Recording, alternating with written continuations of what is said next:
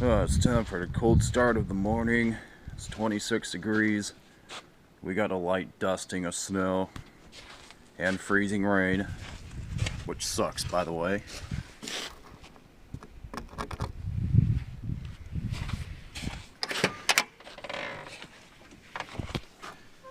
This thing smokes a lot when you start up cold, so it's pretty good for killing off any wild exotic insects.